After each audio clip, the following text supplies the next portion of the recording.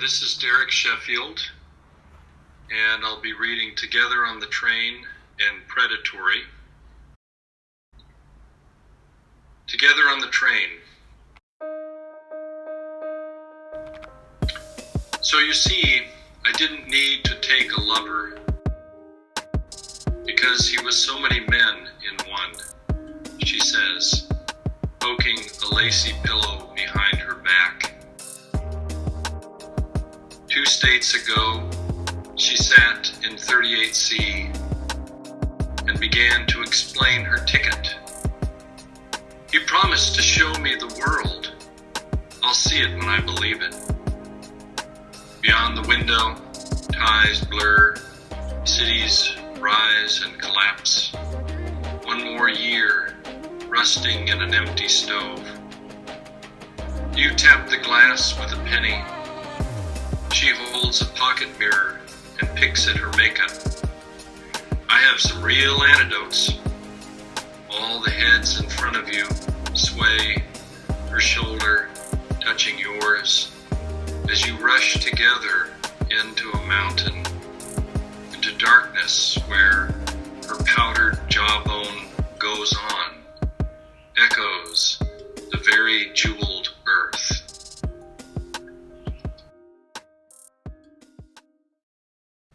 Predatory.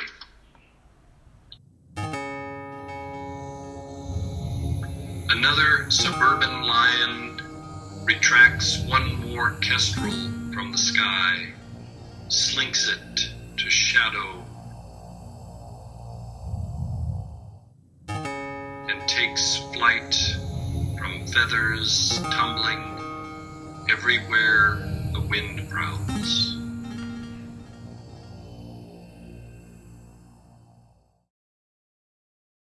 So many things inspire me to write poetry, things that happen in my daily life.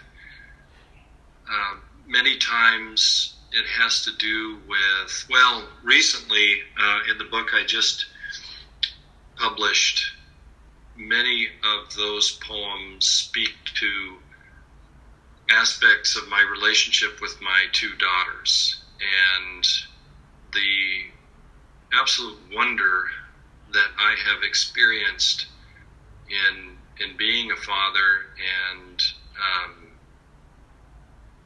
and watching these 2 girls grow into these strange beings known as teenagers.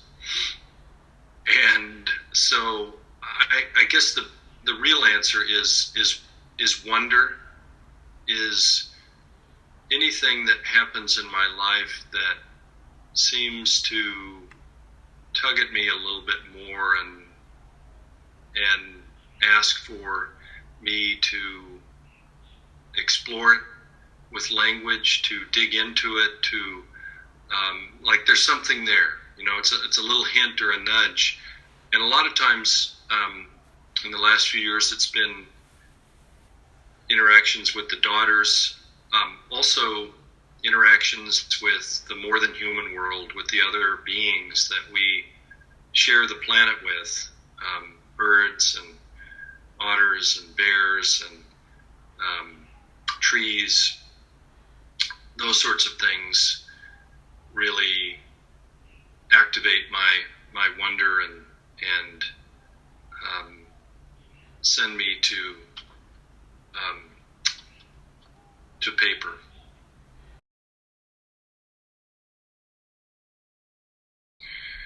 Yeah, I think, for the first one, Together on the Train, much of the poem comes from dialogue, and it actually goes back to an office mate that I had many years ago in a job, and she would say these funny things that just cracked me up, and so I think the poem really just comes from listening to her and listening to what exactly she was saying, and feeling that there was a little bit of a little sparkle there, maybe a little humor, at times, and I think that this poem, what happened is I used just verbatim some of these things that she said to me, and I set the poem on a train. We obviously weren't on a train. We were in an office together working, but I like the idea of these two people as passengers on a train, and then, going into this dark tunnel together, and how the train moves around, and no matter how kind of silly these things are, like these, I think maybe the word is malapropisms, like when she says, I have some real antidotes, when she means anecdotes, or, I'll see it when I believe it, and she means I'll believe it when I see it. And no matter kind of how silly and funny these things are, I think that the poem says that we are all connected. We're this big human family, and we go into this mountain together, and there's this image of her powdered jawbone, and the people are swaying together, her shoulders touching yours, touching the speakers, and you rush into this mountain, which, I don't know, could be like our common mortality or something. I think what comes out in the poem, and I'm not entirely in control of it, but I think what comes out of it is this Darwinian notion, this evolutionarily informed notion that we're all connected, and we're part of the same family. And so I think that's what's going on there. In Predatory, I think it's actually has some similar things going on in there, and the poem just comes from watching house cats in operation, and what house cats often do really well is kill birds, kill songbirds. And I think this poem came from a time where I was living, where one neighbor had a bird feeder up, and another neighbor had this cat that would stalk that feeder. And I remember the image of these scattered feathers, from a dead bird sort of just blowing around in the wind. And I think that was what triggered the poem. But I think the poem is a meditation on the evolutionarily informed predator-prey relationships that are part of the living world. And there's that little poetic moment at the end where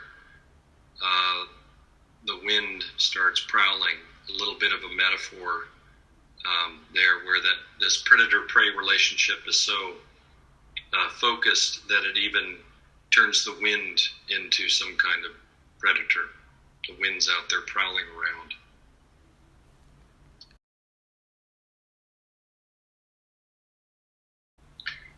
I start with I write on legal pads, and I write the first several drafts by hand.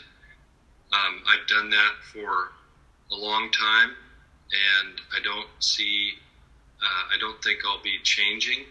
Sometimes when I write prose, I go right straight to the computer, but for poems, it feels right to be getting them onto paper by way of a pen or a pencil. And I try to keep the drafts on paper for 3 or 4 or 5 drafts before I transfer it to a computer. And I love that moment when I first type out a poem and I get to see it in typeface, because it changes. I can see it differently, right?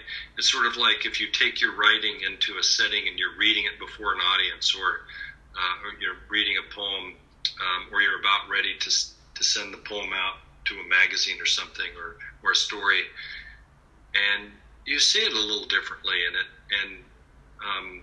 and that's really interesting, and I love the kinds of things that I notice about the poem when I first see it in the typeface. It's very instructive. And then you'll usually go through several drafts there, and sometimes poems are done in a couple of weeks.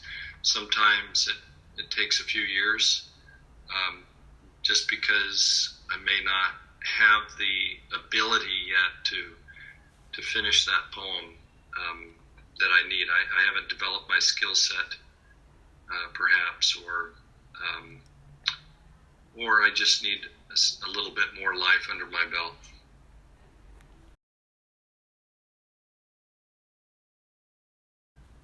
I would say to just do it. I love William Stafford's poetry and William Stafford's spirit.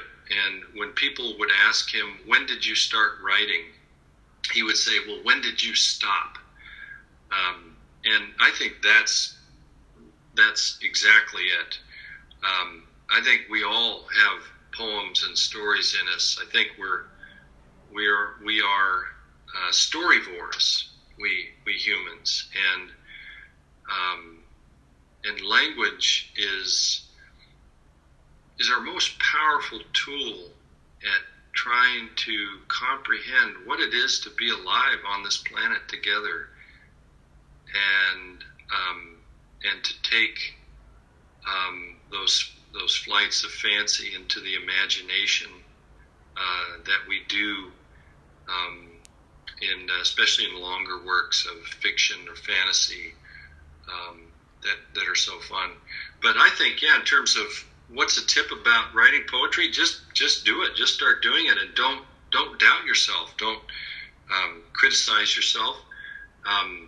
My daughters and I just watched that great documentary. I think it's All a Little Blurry is what it's called, with Billie Eilish.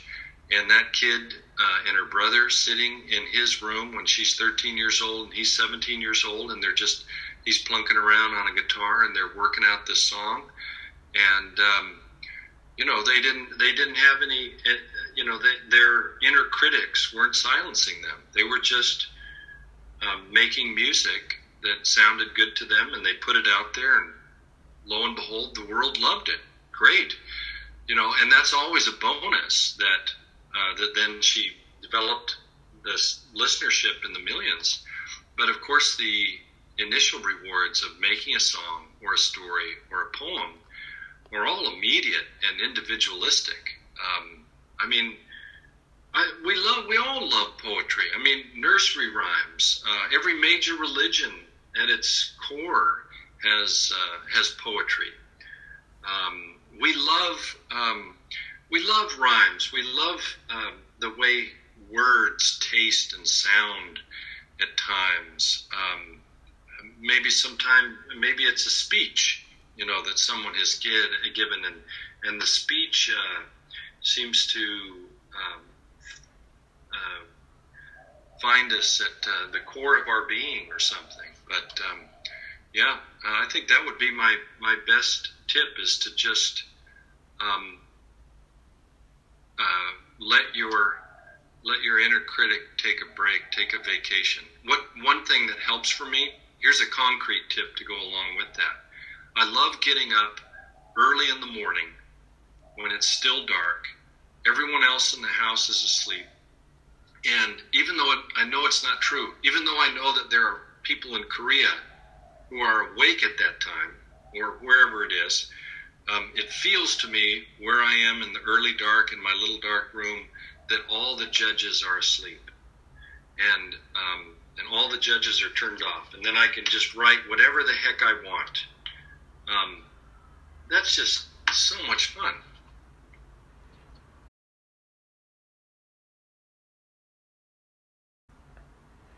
Yes, the most important tip I can give anyone about how to read poems is do not be at all concerned if you read a poem and you do not understand it. When you read poems, read them aloud. Read them aloud. Poetry is an oral art form. It's very ancient in our species. It goes back to when we were sharing the same cave, warming ourselves by the same fire, and it's a special kind of singing. So read the poems aloud. But mainly, don't worry about not understanding the meaning of a poem. That's really beside the point. What I would encourage you right now is to think about poems. When you meet a new poem, think about it like you're meeting a new person. And so, say you're meeting me or you're meeting Todd for the first time. You don't say, "Oh, geez, what does Todd mean? What's his goal? What's he after? What's his theme?" You meet this other person, you get to know him gradually, and I think that's a better way to think about reading poems, is to be okay with their mysterious aspects. And the other thing I would keep in mind is that the poems, that there are poems out there for you as a reader. I guarantee it. That there are poems who will speak to you deeply, and it may just be that you have not found them yet. I can say that our aesthetic changes. The poems that I like now might be a little different than the poems I liked when I was 20 years old. And so I would say if you think you don't like poetry, I would say you just haven't found the right poet for you. But they're out there, and so to just keep at it, and think about poems like you would. I bet that you too love many different songs, but you have no idea really what they're about. But you still like them. You still listen to those songs. Think about poems like those songs.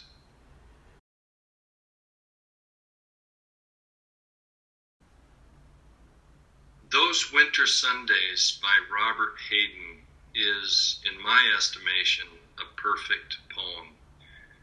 It just happens to be, too, the first poem that I remember loving when I was about 16 years old. I found it in a high school English class, in Mrs. Wise's class. And I think before that time, I don't know if I'd even encountered poetry per se. And I read that in class, and it had an immediate effect on me. I didn't understand everything about it. I definitely understand a lot more about it now than I did then when I was 16. But since that time, I've gone on to teach that poem just about every quarter at my college. Every time I can, I teach that poem. And it's called Those Winter Sundays. It's a very famous poem, much anthologized, by Robert Hayden. And I think what makes it exemplary is, all the things that we look for in poetry. There's word music in there. There's imagery. It's very clear what's going on. There's this speaker, the son who's remembering those winter mornings when his father would get up early and make a fire to drive the cold out of the house, and the speaker is regretting how he treated his father then. He was a little indifferent. He's speaking indifferently to his father, and he realizes in retrospect as an adult that he really didn't know then as a kid, and he regrets that he didn't know the nature of the kind of love that his father was showing him, which was a kind that came through acts more than words. And it's only in his adult life that the speaker, and the poem ends famously, "What did I know?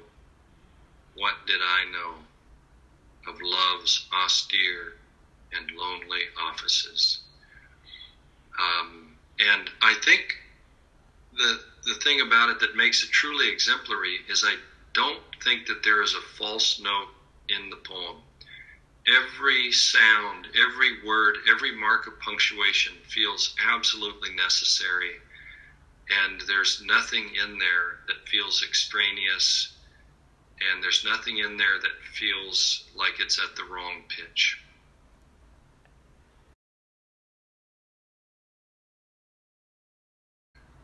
So, Todd, I want to thank you very much for having me in your interview series today. And as I go, I'd like to give a shout out to terrain.org, TERRAIN.org,